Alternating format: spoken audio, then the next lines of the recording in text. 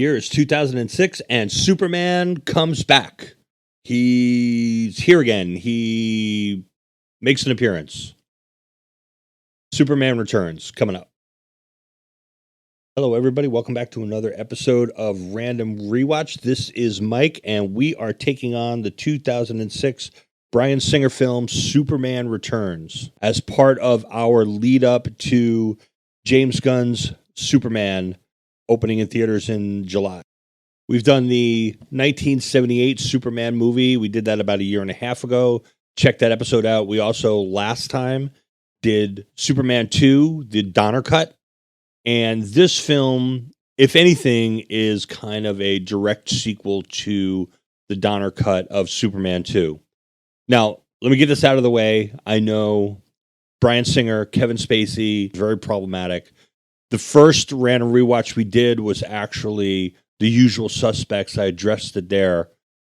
My viewpoint has always been that the art stands for itself. So while I can think that Kevin Spacey is a fairly deplorable person, I can also admire his acting abilities. So this is a 20-year-old movie. I'm just going to let the performance stand for itself and not dwell too much on it. Just focus on the unproblematic people in the movie. Just focus on James Marsden, okay? So anyway, after Superman 4, The Quest for Peace, completely bombed in 1987, there was still interest in going forward with another Superman movie, with a Superman 5. At the time, the rights were owned by the Cannon Group. We've talked about them before, notably our episode on Big, but Cannon went bankrupt, and as a result, the rights to Superman reverted back to Ilya and Alexander Salkind, who had produced the first film. The story that they were working on involves Superman dying and being resurrected, which was actually earlier than the 1992 Death of Superman comic run. DC Comics published a run called The Death of Superman in 1992 to 1993, and it was so popular that Warner Brothers, they bought the film rights from the Salkinds for Superman, and they started to develop a project based on the death of Superman with John Peters acting as a producer. This was known as Superman Reborn. Peters hired a guy named John Lemkin to write the script, and there were a lot of toy companies who were very involved in ideas for the script, so you can kind of get a feeling of where that went. Basically, in a nutshell, Superman fights Doomsday, Superman dies, but projects his life force into Lois, and she has a baby that becomes Superman and saves the world. That sounds like a catastrophe. The script was rewritten. This time, Brainiac became the main villain and used some Krypton blood to create Doomsday. Somewhere in 1996-ish, the studio hired Kevin Smith to rewrite the script. Kevin Smith was a huge Superman fanatic and really thought that the story that they were doing with Superman Reborn was not being respectful to what Superman was in the comics and the whole Superman mythos. So he basically started over, and his script was called Superman Lives. John Peters had some very particular ideas about it. One is he didn't want Superman to be seen flying, which is weird. And also, and this would become a theme, and I did not make this up, he wanted Superman to fight a giant mechanical spider in the third act. Apparently, John Peters really had a thing for giant mechanical spiders, which is how we wound up with Wild Wild West, otherwise known as the movie that Will Smith passed on The Matrix to do. Good job, Will. I think there was also a requirement that Brainiac fight a polar bear. At some point, this film actually went pretty deep into pre-production. Tim Burton was brought in as director, and he started working on it. They hired Nick Cage to actually play Superman. This version of him had a black suit and long black hair.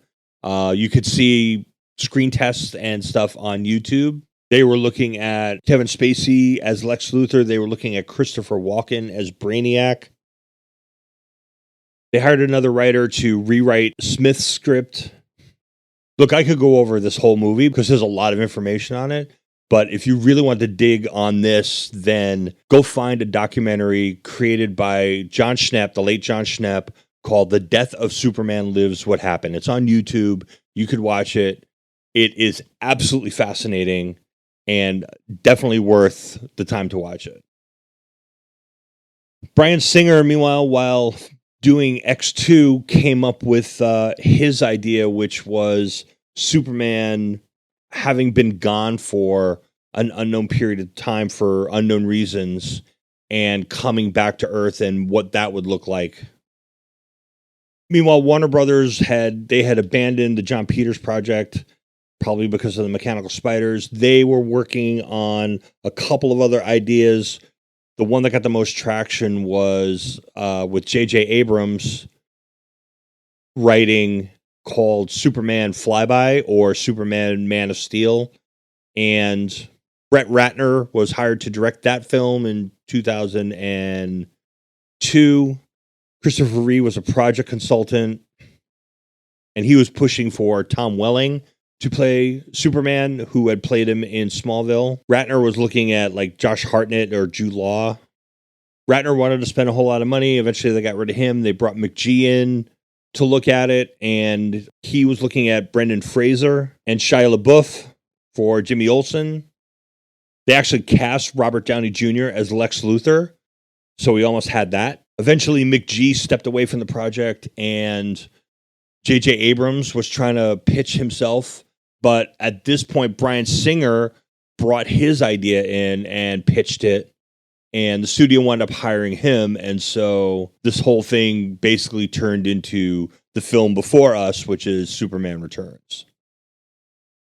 Singer was going to direct X3, The Last Stand. He dropped out of that so that he could do the Superman movie, and that's why Brett Ratner wound up doing that film. Singer was actively developing Superman in 2004. He was really adamant that they wanted an unknown actor to play Superman because of the way that he was planning on telling the story. They had auditioned a couple of thousand people, but they kept coming back to Brandon Routh, who had auditioned for Smallville, losing out to Tom Welling. He had auditioned for McGee for Superman Flyby. They just kept coming back to him, and Dana Reeve, who was Chris Reeve's widow, she really felt that Brandon Routh kind of matched the look of her late husband as far as being Superman. And so eventually Routh was cast. Henry Cavill had actually read for this, and he had auditioned for it. Chris Pratt had auditioned for it. That would be weird. We'll talk about the rest of the actors as we get to their parts in the movie. So let's get into the movie. So we start with a title card that tells us that Superman has disappeared after astronomers found the remains of his homeworld. And then we get a voiceover from the earlier Superman movies, Marlon Brando. And it is the sequence where he's talking about how the son becomes the father and the father becomes the son. My life through your eyes, as your life will be seen through mine. The son becomes the father, and the father the son. We see another image of Krypton exploding, a pretty cool one, actually. Now we move into the modern story. We see an old lady in a bed, and she is dying, and there's a man with her, and he gets her to sign her will. It's Lex Luthor, this time played by Kevin Spacey. Kevin Spacey, the only candidate that Bryan Singer wanted for this movie. They had, as I mentioned, they had worked together in The Usual Suspects, and, you know, his personal issues aside, he is a fantastic actor, and he does a really good job, I think, in this role. We meet Kitty Kowalski, who is played by Parker Posey. Parker Posey had done a lot of independent films, including stuff like Dazed and Confused. She had done some, other studio films like You've Got Mail, Josie and the Pussycats. Kitty Kowalski, based loosely on Eve Tessmacher, not as effective a character, I don't think. I don't think it's Parker Posey's fault. I think it's just not a great written character. But I think she does as well as anybody could do with what she's given to work with. Parker Posey is a fantastic actor, so she'll make a meal out of anything that she's given. We see a scene in a farmhouse in Kansas. Obviously, this is Martha Kent, played by Academy Award-winning actress Ava Marie Saint, who had won an Oscar for Best Supporting Actress in On the Waterfront in 1955. She is here playing, as I said, Martha Kent, Superman's adopted mother. We see a very similar circumstance to the first film where, this meteor comes and lands on the farm, and this time adult Superman is there, and he's come back to Earth after being gone for so long. We go back to Lex and Kitty and their gang on a giant yacht. Lex has inherited all the money that whoever this old woman was who died.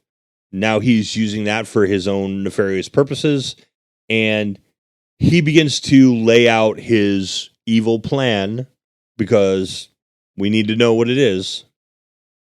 And he starts to talk about what he knows from the events of Superman 2 and having been to the Fortress of Solitude and how things work. And he starts to tell Kitty about Prometheus, who is the legendary god who brought fire to mankind, and how he is in a similar mindset. Do you know the story of Prometheus? No, of course you don't. Prometheus was a god who stole the power of fire from the other gods and gave control of it to mortals. In essence, he gave us technology. He gave us power. So we're stealing fire?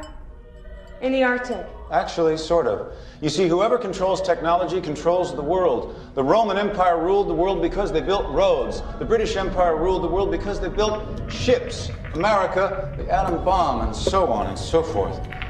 I just want what Prometheus wanted. Sounds great, Lex. But you're not a god.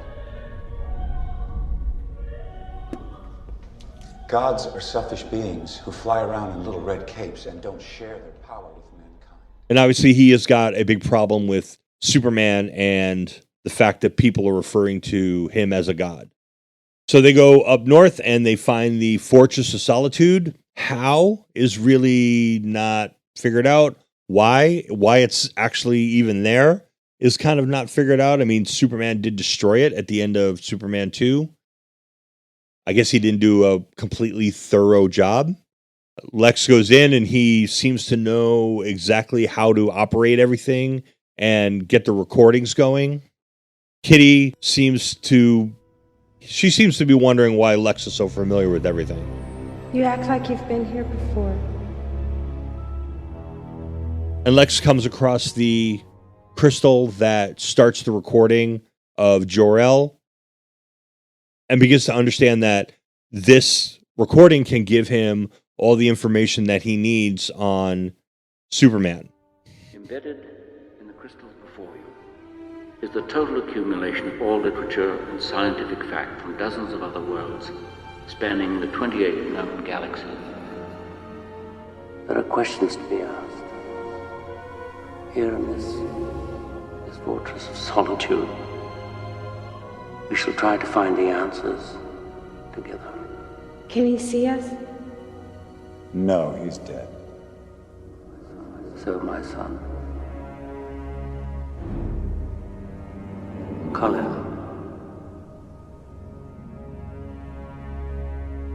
speak.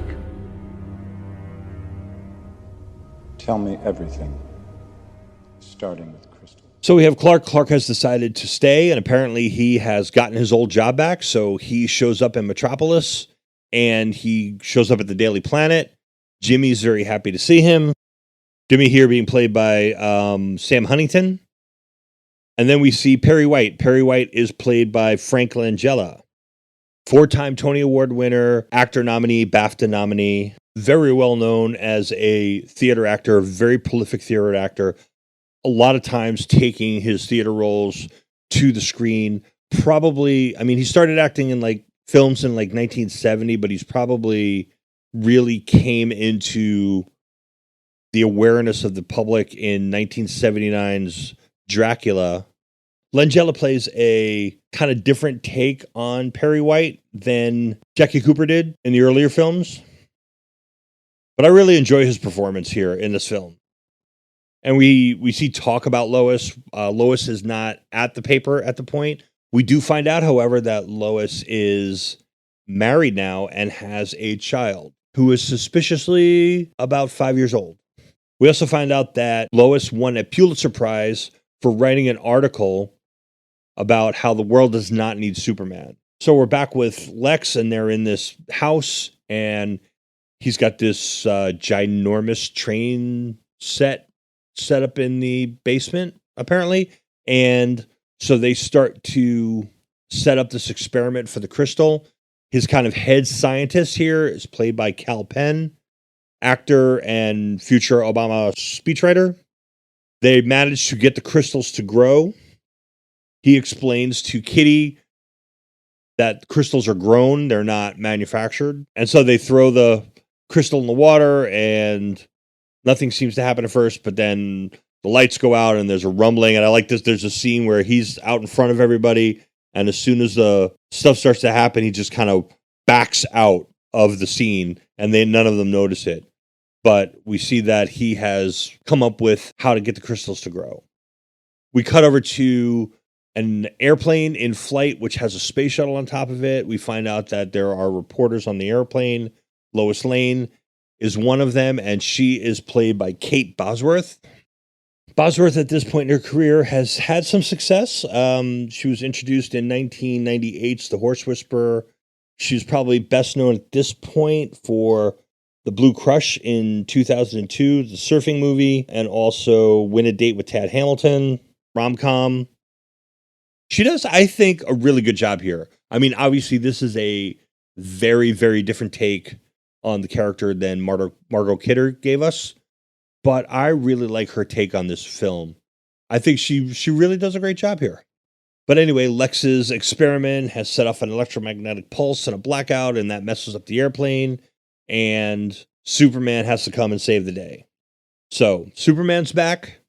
Everybody knows it now. The world knows it. And obviously, Lois knows it. We're back at the Daily Planet, and Lois sees Clark. And we meet her husband, Richard, played by our guy, James Marsden. It's no secret that the Movie Punditry podcast is a big fan of Marsden. We loved him in the X-Men movies. We loved him in Westworld. We loved him in Paradise. He is just an all-around good, serviceable actor who does the job, gets it done, and doesn't cause any problems when he does it. So we're happy to see him. We're happy to hear that he's going to be back in the Marvel universe. So looking forward to that. But he is not given a lot to do in this film, but he is good at what he does. Richard, we find out early on, is a pilot who pilots a seaplane. We're going to need to know that later. He is also the nephew of Perry White, and so he's got a little bit of pull at the paper. And he is maybe Jason's father. We're not entirely sure at this point. We also do meet Jason, Lois Lane's son, and Singer's going to kind of give us a little bit of mystery here, like we all don't know what's coming. Richard, we find out, is a little bit jealous of Superman and kind of questions Lois on it a little bit. Richard, come on.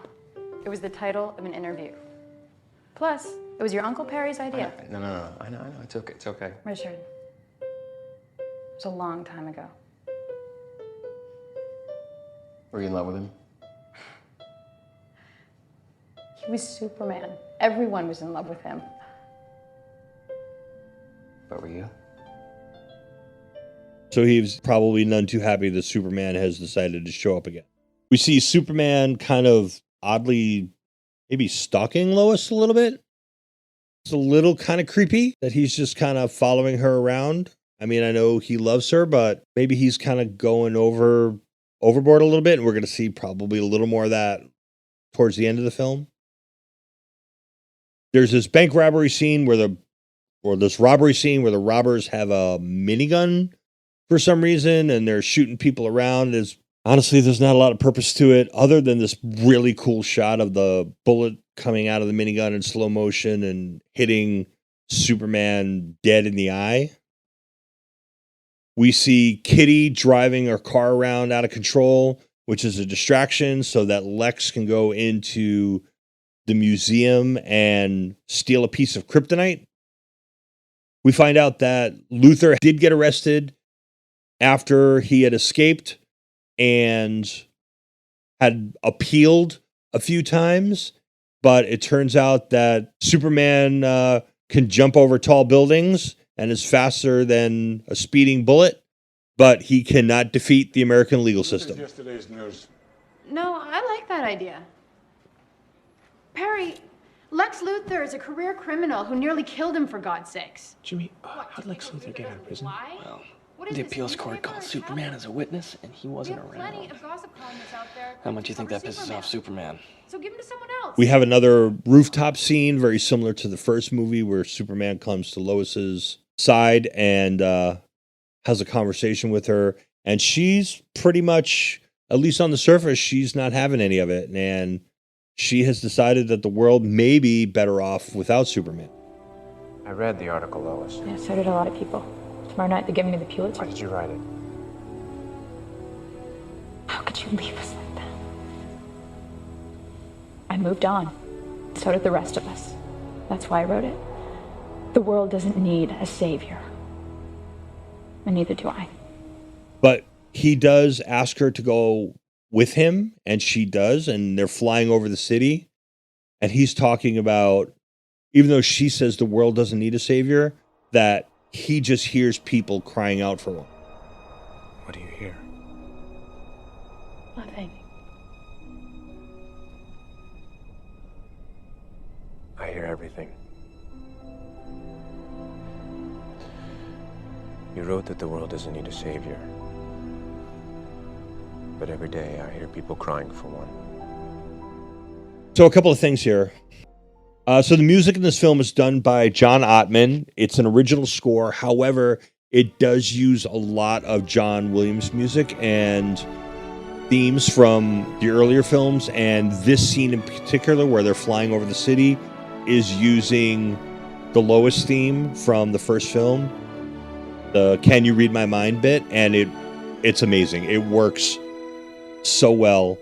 And the second thing is that this is really the heart of this film. This story, Lois and Clark, Lois and Superman, however you want to put it, this is really the heart of this entire film. And I'm going to be honest with you, I think that they do this better in this movie than they do in the original Superman and in Superman 2. I believe this more from these two and the way that this story is told than I do in the first film. And I think these two actors, Bosworth and Routh, really do a good job in really developing that story and making this relationship kind of believable. I mean, one of the things about Margot Kidder, I mean, she's a great actress, but she's kind of really external and really over the top. Kate Bosworth is a lot more reserved and a lot more internal, and I think it just lets you see the heart of the character a little bit better.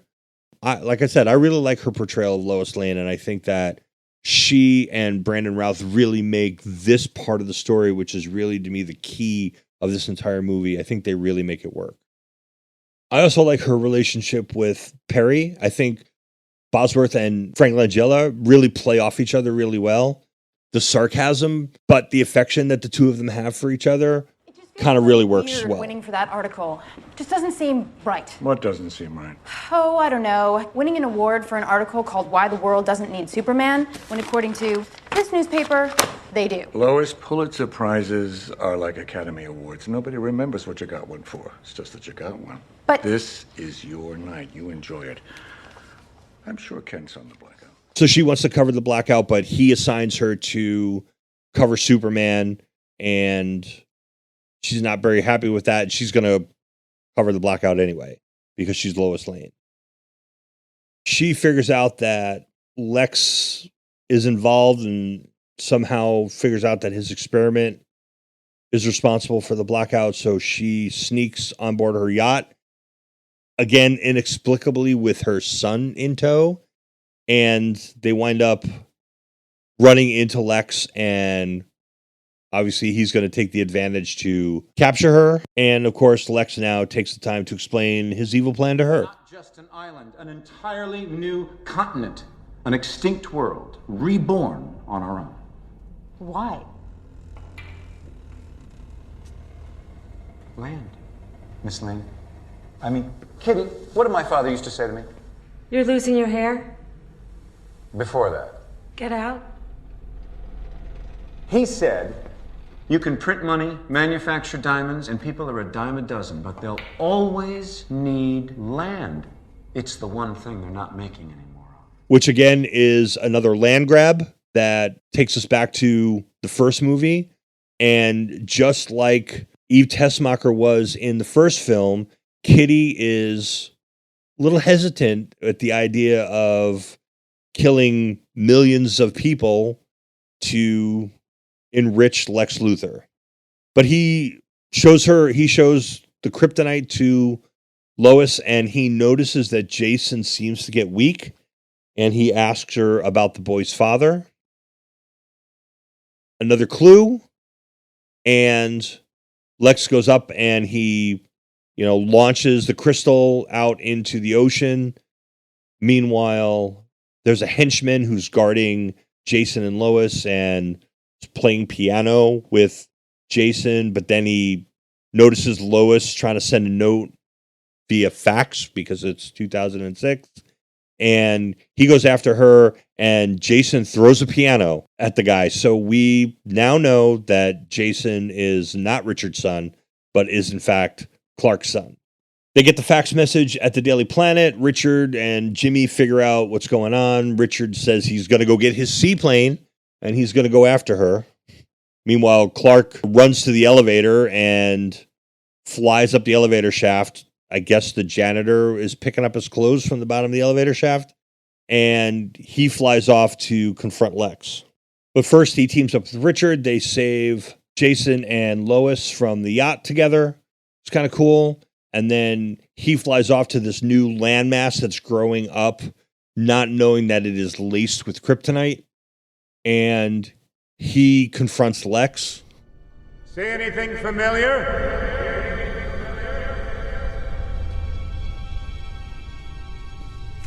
I see an old man's sick joke. Really? Because I see my new apartment. And a place for Kitty, one for my friends, and that place over there I'll rent out.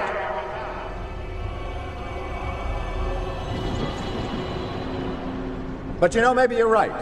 Maybe it is a little cold. It's, what's the word I'm searching for? It's a little alien. But of course, he's growing weakened because of all the kryptonite around him, and Lex is able to get the best of him, and they kind of beat him, knock him down, and it's pretty savage, actually, what they do to him. They eventually throw him into the ocean off the side of the island. Richard and Lois come, and they save him. He flies up into, up into space and recharges his batteries with the sun. And goes down and he lifts the entire island and throws it off into space at great cost to his own, obviously, personal strength because of all the kryptonite. Lex and Kitty are trapped they escape in a helicopter, which is out of fuel. So they get trapped on this little tiny island. Superman falls into the ocean. And then Lois and Richard, I assume, go get him. They bring him to a hospital in Metropolis. And they can't get a needle into his skin because the needle won't penetrate his skin. So they leave him, they revive him, but they leave him laying in the bed. But then, the nurse goes into the room and he's gone. And then we get another scene of him kind of creeping. And this time he's creeping on Jason. He literally is just like standing in Jason's bedroom while the kid is sleeping. I guess the movie's going to let us have it. And he goes back and he recites the same thing that his father had told him. You will make my strength your own. You will see my life through your eyes. is your life. I'll be seen through mine.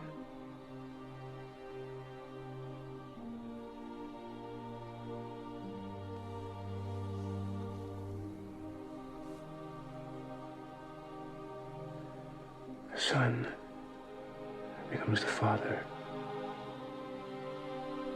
and the father becomes the son. And as he's leaving, he wakes, Jason wakes up, yells out the window goodbye. Lois sees him.